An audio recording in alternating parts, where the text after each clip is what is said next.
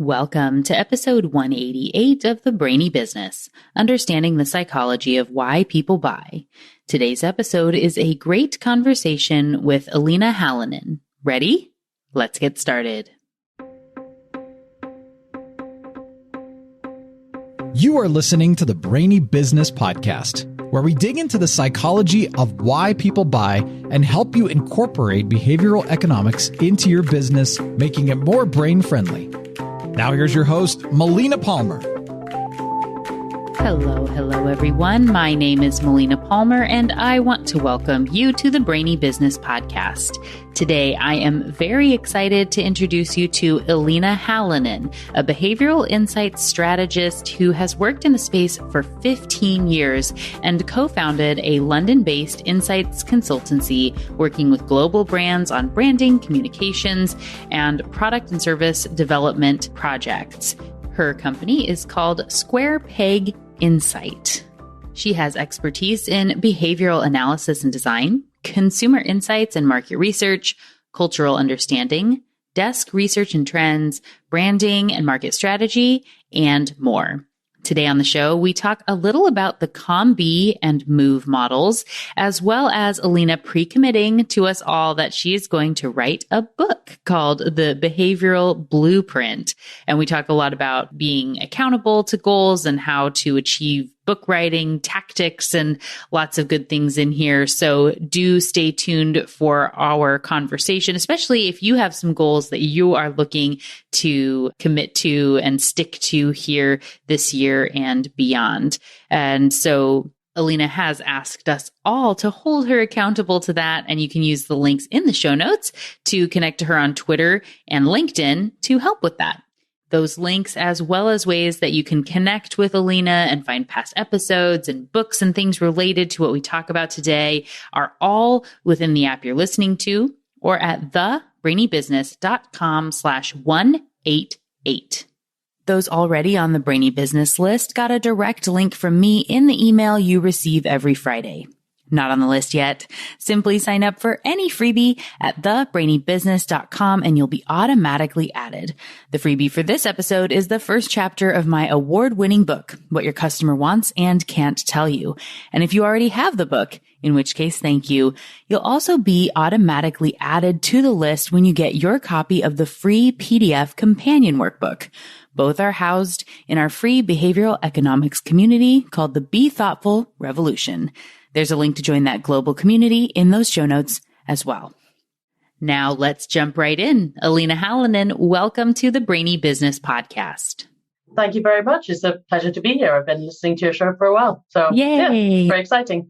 I love it. And as I am sure, I feel like so many people I've been bringing onto the show are people I've had connections to on LinkedIn, which is a good sign of, using LinkedIn properly. But as you said, we've been connected there and chatting back and forth, commenting on various posts or whatnot for years. I don't even remember a time where I didn't know your name, but this is our first time actually speaking and, seeing each other at while we're on video here doing our recording.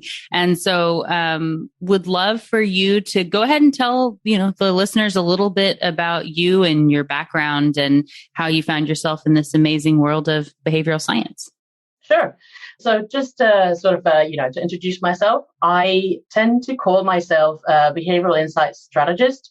And the reason I do that, I run my own business, so I can describe myself however I want to. But because I'm behavioral insights, because I focus on that end of the process of sort of working out why people do what they do, and less on the design and actually sort of testing or testing products or services and so on. I focus on the beginning. And strategies because I tend to also work more on those types of projects that have to do with, like how to use those behavioral insights to design strategy. So that's kind of how I title myself. Like many people who work on the applied side on behavioral science, my current work is sort of influenced by the industry that I was in before I shifted or transferred to working more on behavioral science, before it became a big part of my work life. I've worked in consumer insights or market research, depends on how you want to call it, since 2006. And then in 2012, I co-founded one of the UK's first agencies to specialize in behavioral science or applying behavioral science in that industry. I did that for 8 years. And then for the last couple of years, I've worked as an independent consultant, and I work with various research agencies and other consultancies as the behavioral insights or behavioral science specialist. That's pretty much what I do. But I've been around this area for a long time. I think 2011, 2012 was when I think Behavioural Insights team in the UK was just founded around that time, if I remember correctly. And 2012 is, hopefully my memory is right, is when Daniel Kahneman got the Nobel Prize. So it's been a long time, and I've seen a lot of changes, a lot of changes in the field as well. Yeah. Absolutely. So as far as, I'm just out of curiosity's sake, I guess, what sort of interests, and I know there are a lot of people that listen to the show that will reach out from, and say, I'm in Peru or Japan or South Africa or wherever, and there's not much happening in behavioral science here yet. Like, so what do I do? I'm the first person that, at least that they know of. And so kind of the idea of kind of getting things going, moving that big rock, getting it started up the hill can feel a bit monumental and difficult. And so, starting the first behavioral insights kind of organization connection in the UK is a pretty big deal. Like what you did 10 years ago, essentially, then people are maybe looking to do in their own areas now. Do you have any advice or how that, maybe a little bit of the story of how that even came about in a world where people weren't really doing much publicly in the behavioral sciences yet? Yeah. I mean, first is kind of, the less positive message, good luck with that.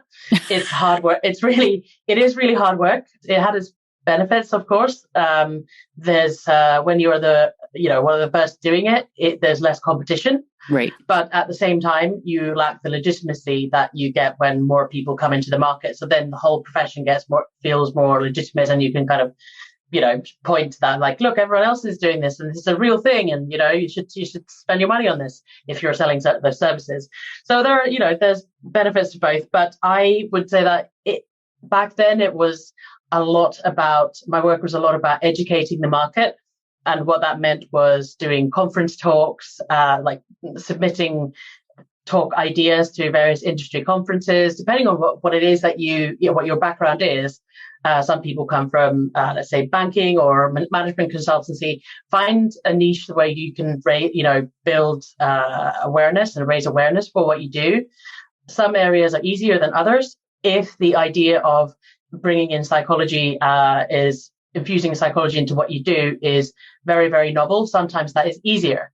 Whereas market research is an area where some people would say, well, we've always been using psychology. We've always been doing this. Yes and no, in different ways. I would say first thing is that you need to find a way to educate the market, and that depends where you are. It is hard work, and it will. My advice would be patience. Don't give up. Don't give up hope that it will happen. It has happened pretty much in every market that I've been looking at. It does, it does move on. And 10 years ago, when we started the business, it was kind of it was a little bit off the wall idea. We came up with this. We met through a mutual friend, and then we did a bit of academic project together. And then we were just sort of joking around and thought of this name of Irrational Agency. And a little bit later, we thought, that's such a good name. We can't let that go to waste. We should really do something about this. And that's how we decided to set up an agency, which is probably the weirdest way to decide to kind of, start a business. But that's kind of the short version of the story. And it started off as more of a lifestyle business, in the sense that we'll see if this works. We'll see if this becomes something. And clearly 10 years later, it has taken off. It wasn't clear 10 years ago, will it? By now, I think it's fairly safe to say that it will take off everywhere. It will just take time. So patience and creativity. You'll need a lot of creativity to promote yourself, promote what we do, and also not always just promoting yourself, but doing sort of more selflessly, offering to do free talks and things like that while you wait for the buyers to kind of catch on to that. So it's not necessarily I don't know if that's a positive message, but that's what it was like. And it does take a lot of blood, sweat, and tears to kind of make that happen. When you do, you can then look back and say you were one of the first. So there's always that. Yes. Well, that's very similarly when I started the podcast, it was because I had spent 10 years looking for a program in what I learned was behavioral economics over time, and having universities tell me that's not a thing, that doesn't exist. Sorry for you here in the States. Actually, they said I could create my own program if I wanted to. Just like, well, I don't know that I want to pay you a bunch of money if I already know what I need to learn. That's silly. Yeah. So I, just was working and kind of always keeping one eye or ear out for something that came up. And then people from the Center for Advanced Hindsight were speaking, and found out it was behavioral economics, and found myself the first online master's program in it that I was able to do, and jumped right in. And then was like, all the things that were so obvious to me about how it applied to businesses and communication and marketing and brand strategy and HR, just all of it, just like nobody was talking about it yet. And I started doing a lot of talks, including, marketing stuff, because that was what my background was in, and incorporating the behavioral science piece. And then, podcast came from that, mostly as a tool to help people to see what they even needed, versus me having to convince everybody why this was important for them. Yeah. And being one of the first, I'm still not 100% sure on that with the podcast, but in the world, in the space, made it that people were finding it before anything else. And I give the exact same advice of if you pick what you're going to do, you have to be all in on that thing. I knew I was going to do the podcast I committed to an entire year of weekly episodes before I could decide if it didn't work or not. And I think if you're looking to have your agency be rooted in this, you have to commit potentially for even longer than that, to know that you're going to be working to include that in what you do, and be really dedicated to that. So anyway, thank you for that insight. Yeah. No, I agree. And it's also at that, when you are one of the first doing it, and you are mostly talking to people who don't know what you're offering, don't even know why it's, why they would benefit from it. There is an element that sometimes it can feel a bit soul destroying, because that it's valuable. You've seen it, but it's hard to sometimes put it in a succinct way. At some point in time, there were moments where I wished I did something that already had a demand for. Like my husband is a background as software developer. There is always demand for software developers. It's like your expertise is there's an existing demand for that, and that makes your life a bit easier. But unfortunately, this is what I'm good at, and this is pretty much the only thing I'm so passionately interested in, that I'm stuck with this. I can't move to something it doesn't matter if that has more demand automatically. I just can't do it. Yeah. It's who I am.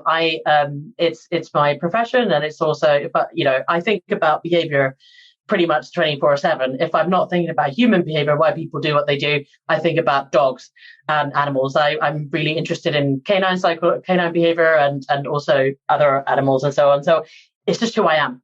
But I'm a bit like you, that I came to this so early that there weren't any master's programs. 10 years ago, I remember that when the first ones popped up, maybe 2014, I think 2014 and 15 in the UK, because those students started coming to these London Behavioural Economics Network drinks that we'd set up, these sort of monthly drinks, and they started coming to those. And I think since 2016, it's kind of gone. It was sort of a very slow burner start, and then the curve sort of like L-shaped, or not L-shaped, like hockey stick shape. It started just growing exponentially when people came out of those courses and those master's degrees. What I did instead was, because I'm from Finland, master's degrees are free in Finland, or education is completely free. Nice. So my first degrees were, my first degrees were in marketing, and within marketing as the title, it was always about consumer behavior. So even though I wasn't doing it, or it wasn't called that, it was all about consumer behavior and linguistics and things like that. And then I've done other degrees after on linguistic anthropology. So again, connection between behavior and language and so on.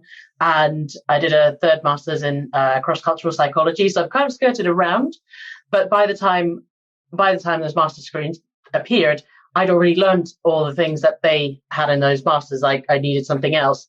I solved that actually back in 2011, 2012 by going to a lot of conferences. So I came to the US probably 3 times a year to go to an academic conference, and just sat there, good 20 talks a day at least, and do that for 3 days. And you pick up quite a lot of stuff when you do that. And it's during that time, it probably cost as much as a master's degree, and took about as much time, but it didn't result in anything that you can hand out as a certificate.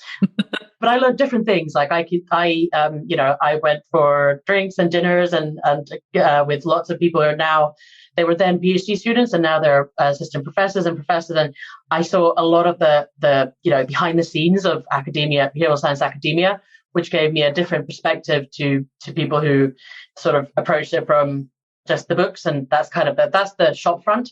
And there's a lot that goes on behind the scenes, and it changes how you look at the work as well. Right. Yeah. Well, and I'm a big advocate for the networking side of things. And kind of like you're saying with patience, I think all of business is a long game anyway, right? I always, while we're talking here, it's end of the year, and I always do an episode on reciprocity and something on, generosity, and, just there's so much that comes from giving freely and knowing that in some way it'll come back as a benefit to you. It might, it's just worth it, I guess, just, being good humans. Yeah, I absolutely agree. And I actually, when you ask for advice on those people who are starting in the countries that behavioral science isn't a big deal yet, I would actually advise give generously, give away information generously. If you're doing a conference talk, don't make it salesy or article. Make it something that is useful for people, that adds value. And that's the other way that I've always tried to present do my LinkedIn and everything. Make sure that you're something that adds value to people's feeds rather than someone who just promotes themselves, because no one wants to see that, but you will want to hear from people who add something. So that's a way to promote yourself, your skills and your knowledge in context where not everyone knows what you do yet. For sure. Yeah, that's it's fun to see how those things come back. I just was connected with someone that I knew from a executive leadership training program thing I was in 10 plus years ago.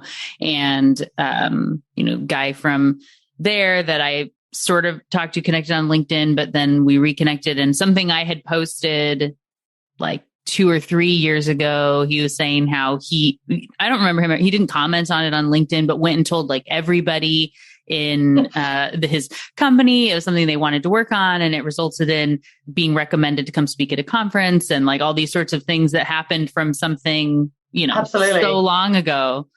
That has happened to me as well. That's someone who I have no idea. I don't know who they are. Someone's just a new client comes to me and is like, "Oh, how did you hear about me?" "Oh, someone saw you at a conference, and that might have been 6 months ago." And I thought nothing came out of that, and whatever, that was a waste of time. It wasn't, because it will just come back to you at a different time, or something. So definitely reciprocity, and there's often a long time frame for the returns. Right. Yeah. Well, and that's not to say that we can't charge for our services, as we should, but especially as you're getting started, free is good. Yeah, absolutely. Absolutely. Yeah, definitely. And speaking of services, let's talk a little bit about what you do. Yes. So I know you talked a little bit about why you call yourself a behavioral insights strategist, but can you tell a little bit more? I mean, do you have a project? I always love the ones when you can talk about all the way through, I guess, to where it's like someone came to me with this problem that is something that you probably have a problem that is similar to this. I came up with this unconventional solution, which led to whatever. Those are always my favorite. That being said, I love all stories and examples, so take it away. Sure. So I made a conscious choice after spending 7 years focused on one message and one business that I want to try different things before I sort of, before I settle on something for the next 10 years or so on. So I've kind of, if you look at my LinkedIn, it might look a bit strange, but I like to call it sort of like a portfolio career and doing a couple of different things, and they feed each other in terms of ideas. But the most part of what I do is that I work with market research agencies, and that's often because I understand the work they do and I understand how to fit into it. But they don't necessarily have the behavioral science expertise, and I can bring that in and kind of complement them in the parts that they don't have. Typically, what that means is that a market research agency will come to me. Usually they haven't pitched for the project yet, and they'll come to me. We'll discuss the how we might solve the client's problem. The client might have the end client might be someone like a big newspaper client. I worked with someone here in the Netherlands, and they wanted to understand how to shift people up the purchase funnel. That's how they framed it, that they want to convert more people into using the site regularly, logging in, and then finally converting them to paying customers as well. And so we worked on the proposal together, designed the research together, and then we meet the client together often. I'm usually part of those. And we collaboratively design discussion guides, questionnaires, whatever the research project requires. And if necessary, it's not always part of a project, but I might do a desk review or of either the client's existing data. Actually, I'll talk about that in a moment. Or I might do a little bit of a research audit on scientific literature, and then possibly work with the analysis of the qualitative or quantitative data from the project. And then together we kind of put together a presentation or a workshop or both. And it could also have a bit of training for the client. That tends to happen quite often because they're not familiar with behavioral science. And to be honest, there are different ways of talking about behavioral science depending on what it is that you're doing. One size does not fit all. And the desk reviews are actually also a big part of what I do. And what I mean by that is that many big market research clients, as in big global companies, let's say, not specifically people I work for, but you get the picture that you might have like Nestle or Unilever or, someone like that. They will already have lots and lots and lots of research data that they've commissioned over the years and in different countries, but they haven't necessarily been done through the lens of behavioral science lens. So when we do a project, we think about the target behavior, what is the business objective, and then work backwards to what behaviors they want to change or influence, because that should really always be the focus of a project that I'm involved in, because that's what I bring into the game. It's very hard to kind of help with changing, expertise and advice on behavior change if we have not determinate behavior. And then I often look through or audit their existing research and insights to see what do we already know and sort of reorganize it, pick up things that are relevant for build a sort of psychological behavioral landscape. And that's actually what when we first started talking about this, that I'm developing this. I don't know, I'm not sure what format it will be when this comes out, but I've called it the Behavioural Blueprint because it's not mapping. It's more of a snapshot in time. And it's sort of a process that I go through. I've put together different frameworks. I've been using it for years now, but to formalize it and kind of put it out there in public, that having a structure and framework of how to look through data, tons and tons and tons of data, and then make sense of it and actually distill it into a format that tells us where the gaps are, what do we not know, what do we need to know, and what do we do with it. So that's most often what I do in my daily life. Cool. So with the behavioral blueprint, is that thinking it could be a book, or is it I know you don't know. It is meant to be a book. it is meant to be a book, but you know how long those things take to write, and yeah, but we'll see. I will start from something else. It's kind of, I have a tendency. The way my mind works is that I want to look at kind of everything, kind of take a big perspective, and I think I can also overthink it when it comes to writing a book. But let's see. Hope so, and maybe I'll try to make a public commitment here, and like it will be one. It will be one. I think it will. Yeah, there's a start, but it takes a long time, and life gets in the way. But I think it will be. Yeah. Thank you for kind of laying that trap for me, and yeah, I will remember this in the acknowledgements. That thank you, Elina, for making me do this. Well, thank you. Thank you so much. And I will say, happy to be. I know one of the hardest parts about doing a book, it's a weird thing, but is asking for endorsement blurbs is the worst. I have heard that's quite hard. Yeah. Reaching out to people you really respect and say, like, will you please tell me how ugly my baby is and maybe say some nice things about it? Is no fun at all. I think writing is even harder. So I'll start with that, and then I was like, I'll just worry about that when we get there. I was like, just that will be I'll remind myself that how good problem that is to have when I get there.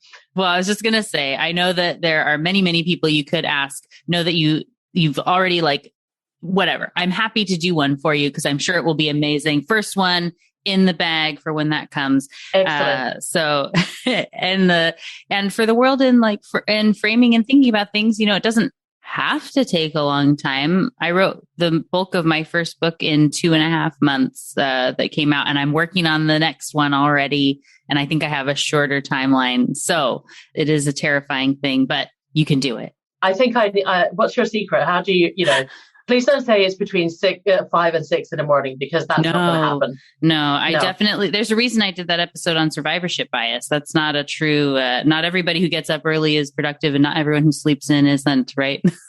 Yes. Well, yeah, I found in later life, I found a good reason for that. I got my ADHD diagnosis 3 years ago. So now I know that there is a connection to sleep cycles and things like that. So there's, I've always been more of a, night owl. So that kind of if I'm awake at 5 o'clock, that would be because I've been up all night, not because I've gone up early. And I can't think of anything worse than, get up early between, 5 and 7 and write for 2 hours. No, absolutely not. No.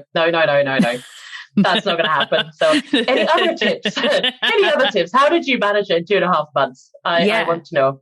Well, for one, no, I would say I'm most productive in those late night times, right? When I can just sit, have my noise canceling headphones and just be in and not worry about other people and things. Some of the tips for book writing, not that this is what we were planning to talk about today, but why not, right? No, but here we are. So one is, breaking it down and you just get started, right? And be okay with knowing you're going to have some scattered brain stuff. And that's, funny enough. So the publisher, like I said, just gave me the green light on my second book last week from where we're talking now, and actually I'll probably be almost done with the book by the time that this episode comes out. Kind of impressive. Funny. But I started working on it just this week, really getting my thoughts out. So one is, you have so much that you've already talked about, or where you've done presentations on this. Like you said, you've been doing this for a long time. And so if you break it down into saying, what might the chapters look like? And then what content do I already have that fits that information, and start segmenting it in. One of the things that I found with the first book, so my publisher gave me, they said for word count, do between 35,000 and 50,000 words was the goal. And that I think it's because most people, it's hard for them to get up to 35,000 words. It's brevity isn't really a friend of mine. So yeah, same. Yeah. But so as I started pulling in podcast episodes, just from episodes I had already done into the chapters I knew I wanted to create, when I was just posting those in, getting rid of fluff, just meat of episodes, I had about 200,000 words together without like stories and weaving things in, just concept stuff. Yeah. So you actually probably already have a lot more content than you realize. And then if you're starting from a place of editing it down to fit what you might want it to say, it can help you then work on, weaving things together. Yeah, that sounds like very, very solid advice. My stumbling block is that my brain looks for novelty. So as soon as I've written something, I'm bored of it, and I feel like it's gone for me. So I forget that I've written a lot of stuff because it's like, wow, that's boring now. Moving on, and must always find more. Which is something that has that tendency has helped me a lot in developing as a practitioner. Is that I am quite literally always curious. I'm always reading more and more and more. It can be exhausting, and I've kind of learned to filter it a little bit better. Like, do I really need to? Do I need to know this? It's interesting, but I'm probably not going to use this. Okay, parking that and keeping that in somewhere aside in case I need it.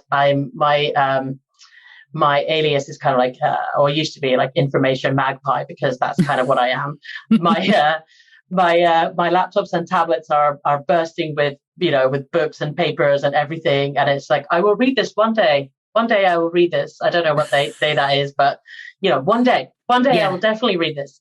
So, but that's I will keep that in mind, that just get on with it and look at what you already have and start from that.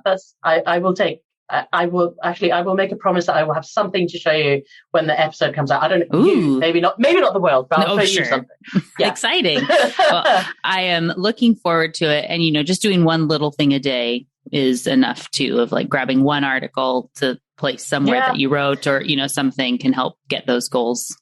Yeah, absolutely. And I think I have the other thing I'd always want to talk about, and I have wanted to write a book about, is how to bring in cultural psychology into behavior change, because it's something that is becoming increasingly important when, like you said at the beginning, and we've talked about that, there are more and more people applying behavioral science and doing behavior change in various countries around the world.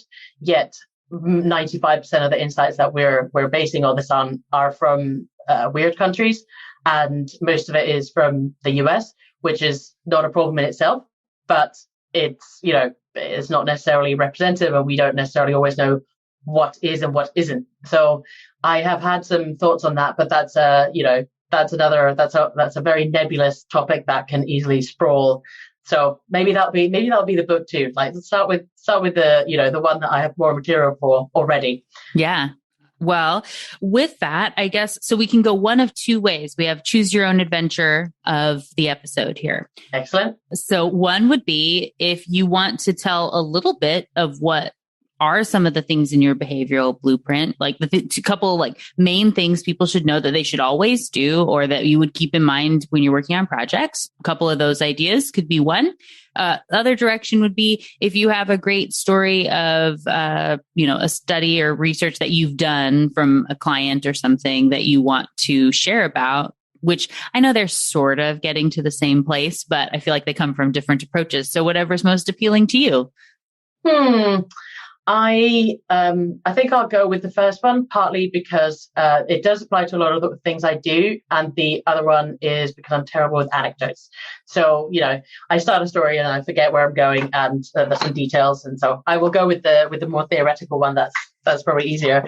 But so the way that I started to think about it, I realized that what seemed really the behavioral blueprint is that what seemed it started off in a project once upon a time where I just needed to get my head around it. And I realized that I had an intuitive process of looking at things in a certain way, that I'll start from, what is the business outcome you want to see? Let's work backwards to the behaviors.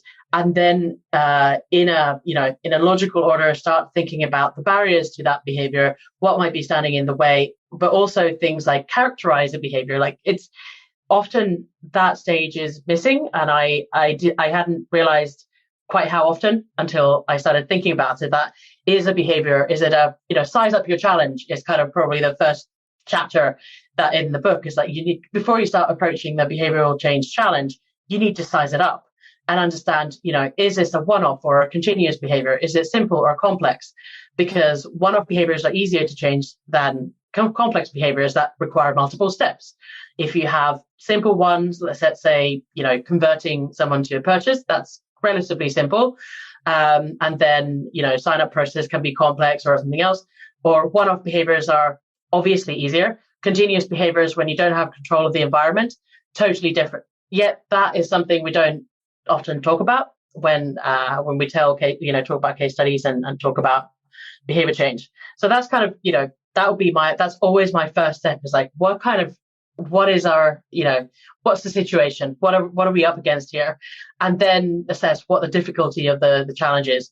Then I'll start from like, what is the person's, what's their decision-making landscape? Like, are they, when they're doing this behavior that we're interested in, that they do something we don't want them to do, or we want them to do something else? What is it like for them? What might be the most salient constraints? Like, is it situational? Is it like time pressure? Is it cognitive load? Could it potentially be something like social norms? Or where might there, what kind of influence are there? Where are they? Are they busy? All that kind of stuff. And then moving on in a very structured way, sort of, I'm a big fan of the COMBI model. I don't know if you everyone knows COMBI model these days. I've just, when I started using it, so maybe 5-6 years ago, it was kind of like, what a weird academic thing. And now it's everywhere. It's, I just did one call yesterday that was a discussion about it. And I'm doing another 2 in a couple of weeks, because I just asked, does anyone have experiences of applying it? And lots of people said, yes, I'm really interested in hearing more about this. So suddenly I'm doing calls about COMBI like I'm some COMBI guru. I'm not. That's the people who wrote the book. But here we are. But I tend to use that as a structure to kind of then think about, does the person have the capability to do what they want to do? What we want them to do? What's the opportunity or the environment, and then the motivation? But I add other things into, I kind of combine elements from other frameworks and to build into that. But on top of that, I think one thing that's been missing from, it's not just, copying and pasting and things that are other people's stuff, but there is a huge amount of context that behavioral science, applied behavioral science often ignores. Not just the context of the immediate decision-making environment or the choice environment, that we talk about a lot, choice architecture and so on. But because of the academic background and heritage, or where the disciplines that come from, they don't usually address things like cultural values or cultural attitudes or meanings that people might, cultural meanings that you might have. So those are also things that you have to bring in. And there's actually quite an interesting paper that I saw a little while ago. It's introduced this idea of like MOVE framework. And I was really pleased to see that it's actually, those ideas are coming in now, that the MOVE framework was that you need to think about the meanings that people give to different behaviors and different things, their observations and their, different viewpoints, and also the experiences that people might have had. So all those types of things, that kind of like context for the individual, that's not always something that we think about. And then adding on to that, some more practical ways of how do you assess which barriers to address. And there are different ways depending on what context you're doing it. But really, that's the behavioral blueprint. The idea is that it should kind of hold someone by their hand to go through and really interrogate what does it want to change? What do we know about this? What do we not know? Because sometimes you know a lot, but without a checklist, it can seem like a lot of information too. Like, where do I start? What do I do? What order do I put this in? Where does it fit in? And actually giving names to some of those things and putting it in, giving it a place, then the picture starts to become clearer. And that's kind of, but that's more my kind of a book, more of quite practical and logical and structured. I don't know. For a long time, I thought, like, I wish I was a storyteller, like Rory Sutherland is very good with telling stories and anecdotes. I'm just not like that. This is not who I am. I'm maybe it's, I don't know what it is, but I'm just much more like, yes, but let's follow this, process logically. In my normal life, I'm not very organized. I'm not like, my house isn't done by a ruler. But when I'm doing, when I'm analyzing things or trying to understand something, I like to follow just make it logical. And that's why Combi and a behavior change wheel really appeal to me, because it follows, you start from the problem, analyze the barriers, and then you develop solutions to interventions to the problems that you've identified, and not just like jump to, oh, here's a cool idea, let's do this intervention. Like, yes, but does it actually solve the problem that you started with, you want to solve? So I don't know. Even now, as I say, it seems so obvious to me. It seems so like, is it, that's kind of what held me back from writing. It's like, isn't this just obvious? But then every once in a while I realize like, oh, no, it isn't. It isn't necessarily to everyone. So yeah, I guess I should just, I don't know. Do it.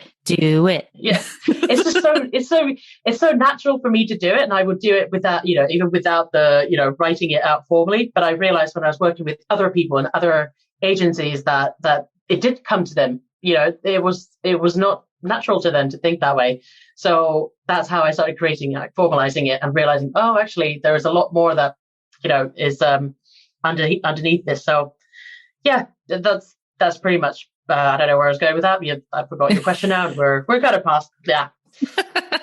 That's kind of what it is. Yeah. It's great. Yeah. That's, so for one, we are like the most kindred of spirits, which is, I think, why we've connected over LinkedIn for all these years. And so I'm all about practical stuff. That's where my book has apply it sections at the end and things of each chapter, and an extra workbook with ways to walk through it. And it's while it does have the choose your own adventure style to it versus like, at least for this book, 1, 2, 3, 4, step from that first book, definitely having a like, think about this and then think about that and then think about this is really helpful for a lot of people as you're just getting started when you're not sure, and having, a mix of models, a mix of questions, a mix of things to come in, and pitfalls and, benefits. And also I will say, the audience, I think, maybe is sick of me talking about context, because I think every single episode, I'm like, yes, context. Like, it's so important. Yeah. It's one of my like top things. And so I'm going to be linking to the episode I did on what problem are you solving, talking about this. That's where most people go wrong. Yeah, absolutely. And I think solving the wrong problem is very common, and it's also very human in some ways. I don't think that, like, for me, the behavioral blueprint isn't necessarily just people who are first starting out. It's in the sense that I use it now for myself to make sure that I'm debiasing myself. I'm all too aware of the decision errors that can creep into your own thinking, and you can kind of get, fall in love with your own ideas and your initial thoughts about something.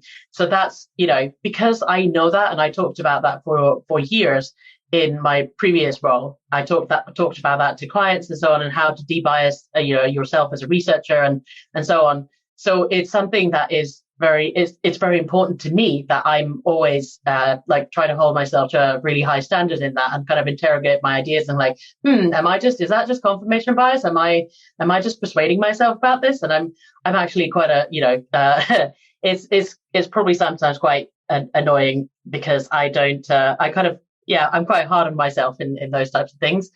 But yeah, so that for me, that framework is, the idea is that you don't have to use everything, but at least there's like there's a process that you can go, yep, that's useful, that isn't useful, but at least you've considered it, or that isn't relevant here, but you have considered it, and you can confidently say, that's definitely not going to kind of, it's kind of I guess it's a bit like managing the risk of solving the wrong problem. So I think that's probably a good way to put it. I wrote I have actually wrote a bit of a ranty blog post about this some months ago, when Netflix brought out their new feature, the play something. It still irritates me every time I see it, because it's kind of, maybe it is me, but for me, it doesn't solve the right problem. It was just like when I read articles about why they've done it, it just looked like an illustration of what confirmation bias looks like, an egocentric bias in some ways. That it's like, of course, the VP of Netflix will think that the problem is surely that there's so much good stuff to watch that you can't possibly decide. That's definitely the problem. Okay. It's not. It's not necessarily for everyone. It's just interesting that if you solve the wrong problem, it's not a trivial thing, because in this case, they will spend a lot of money solving this problem. Does it actually solve anything for users or customers? Open question. To whom does it, how many people does it solve the problem for? So, and we had a conversation about this, related conversation some months ago, I think it was some panel discussion or something. Do behavioral science practitioners need to care about the replication crisis and the replicability and all that kind of stuff? And some people feel that that basically no, because we can just try things and see what, throw things against the wall and see what sticks and not sticks. And I think I disagree with that, because everything that you do has an opportunity cost. And if you just try things out, everything you try has a cost. You could have done something else and you might have wasted resources, and certainly wasted your client's resources. So I think we need to be pretty sure that we're solving the right problem first, because everything is built on that. It's like the foundation of everything we do. It doesn't matter how good you are designing interventions and whatever. If you're solving the wrong problem, it's not what the client wants. So yeah, I don't know how we got to that either. It doesn't, it's because it's fun, because it's good to get there. Yeah. I think really important stuff.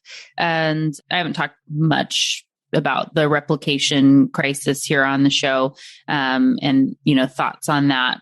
But I think similarly, in that the over assumption of generalizability and not considering context is a big reason why things aren't replicating properly. Absolutely. Yes. Absolutely. There are lots of factors in that whole area. A small part of that is the actual issues in academia, but that's a side point. The reason that things might not apply the same way in another in another situation when you're applying it is that the original, maybe the cultural context was different. Maybe it's how the experiment was set up. Hardly any experiment ever is the same as your particular context, your commercial or public sector context that you're applying it in. And the thing is that humans are multiply determined. It's not like we're all, we're not all the same. And what kind of gets missed often is that when we have to be careful how we talk about how we represent behavioral science research and the experiments done. And when we talk about single experiments, it makes for a great story, but at the same time, it's zoomed a little bit too closely in because it's too specific. So there's so much else that can be going on for someone that you don't capture in a lab experiment. And also there's always multiple things going on for someone, not just, it's not just, sometimes what looks, I actually said what looks irrational is because we just don't understand their logic. And that is the point for me.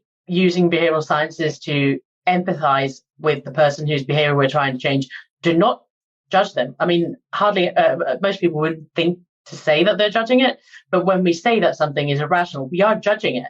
We're saying that's kind of wrong and you should be doing something else. Maybe. Should they? They probably have a reason to do it, good reason to them. We need to understand that logic empathetically and kind of putting ourselves in their shoes before we try to change that. If we're just like, you're kind of in the wrong because we want you to do something else or we know better than you, it's just not how I want to approach it. But that's something that comes from, it's kind of a spun out of the background of behavioral economics that as a discipline came as a reaction or counterpoint to traditional economics. And the irrationality is actually the concept of rationality from economics. But normal human beings don't necessarily behave like that anyway. Right. So what is irrational? It's like, well, everyone has their own logic and that's rational to you. Right. Even if it's not rational to someone else. But who am I to say that, that's, Anyway, I think that's always been a guiding or like a North Star for me, that it has to be about empathy, even though it's sometimes really hard to understand people who are very different from you.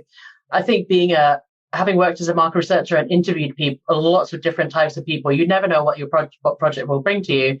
It kind of taught me humility. I remember many, many years ago one project was for an online gambling company or betting company. Betting company is the formal word. And it was about high value bettors, why they are, in quotation marks, lapsing. I remember I had some reservations about that, but we were a new business and it was like, well, yeah, let's see. And I had friends who were like, oh, are you sure that's safe to go and, speak to these people in person and like interview them? Had a lot of prejudices. And actually what I found when I, checked my ego at the door and my, my prejudices at the door, they were the loveliest people that I have, some of the loveliest people I've ever interviewed. And, there was, what you think of as high value bettors, it wasn't like, someone's friends are, house and mortgage or, mortgage and kids college fund on, I don't know, horses or something else or football. Sometimes it was multi-generational families who watched football together, and it was their part of enhancing, their way of enhancing the viewing experience. Or it was like, well, I used to go to the races with my dad and my granddad, and it's just, someone said it very well, which I'll never forget, that they didn't understand why their hobby, their way of enjoying life, was judged and stigmatized when women can go and spend $500 or £500 in a single Saturday afternoon on shopping, shoes and bags and clothes that they might never wear. And no one stigmatizes that. No one judges that, but you judge someone who wants to do that with, do something else with it. And I thought, that is an excellent point, that there are just some ways of spending money that are socially acceptable and that we've decided there are, and some that aren't. And I didn't really have a good reply to that. So after that, that was a good 10 years ago. And that was a very memorable experience I would never have thought that's one of the most memorable experiences of my career, but just to teach me that never assume that you know better why someone does something, because you don't. Yeah. Well, it shows the importance of being curious and looking around. And, I talk about being a curious questioner and just, yes, why is that? And having genuine interest in other people. And like I said, I can tell you and I are very much on the same wavelength on many, many things. And I know we could talk for another 3 years or so, but for the sake of your own time and not taking it all up, I think we have to close. But if you can let the audience know, for everyone who now is so excited to learn more about you and to, connect about a project, to pre-order their copies of the Behavioral Blueprint that's not yet written. I was going to say, hold me accountable to that. Yes, exactly. Well, you can find some of my writing on my own website, so squarepeginsight.com. You can find me on LinkedIn. I post, I'll probably post more again there in the coming months, but it's been a bit quiet recently. So LinkedIn, Elina Halonen, you'll find me there. And on Twitter, I'm squarepegmind. So you can find me in those places. And I will welcome anyone who kind of comes and say, hello, where is that book? You said you'd have something like, oh, that's good. That'll keep me going. Okay. So in addition to me following up, audience, it is your mission to make this book happen. We won't say harass, but go up. I was going to say harass. I encourage it. Go ping Elina and ask about Behavioral Blueprint. Where is our book? We want it. I need it now. Yeah. Well, yeah. There is I read something a little while ago. I think it was one of these productivity books. Yes, it should say something. What are you withholding from the world by not starting your project? And I thought, oh, that's really clever. That, maybe maybe it is genuinely that I need to think of it less from my own perspective of thinking of it as, I must write this excellent, this perfect book to like just get it done, because it might actually genuinely help someone and take that perspective. A bit like, you might want to think about the conference talk, like, it's not about you, it's about the audience. Like, what are you giving to them? And what if something you say today will make a difference for someone? So I think I'll take my own old advice. That's quite a handy that talking to you has surfaced it. But yeah, think about, could it help someone else rather than it being about me? So I find that, removing your ego from a process often helps in a lot of things. So see clearly. Love it. Well, and it brings our reciprocity piece full circle, everything coming full circle here at the end. Yeah. And we'll be linking to, where to find you in the show notes so everybody can go find and ping you and ask for their books. And just to say thank you again, Elina, for joining me. It was a lot of fun. You're welcome. It was fun. Thank you. Thank you again to Elina Halonen for joining me on the show today. What got your brain buzzing in today's conversation? I'm hopeful that you were intrigued by some of the models that Elina talked about, COM-B and MOVE as a couple of the main examples. In the show notes, there are links for you with more information, including a training Elina did on COM-B, as well as links to more information on both of those models. In case you weren't able to jot it down during the conversation or just want to make sure that you got everything correct, here is a quick summary of what those acronyms stand for. COM-B, which is COM-B, is for capability, opportunity, motivation, and behavior. That's COM-B. And then MOVE is for meanings, observations, viewpoints, and experiences. As I said, there are links for you in the show notes at thebrainybusiness.com/188 with more information on both of those models, as well as links to related past episodes of the show, like those on framing, survivorship bias, pre-commitment, my interview with Amy Bucher, which also discussed the COM-B model, and more.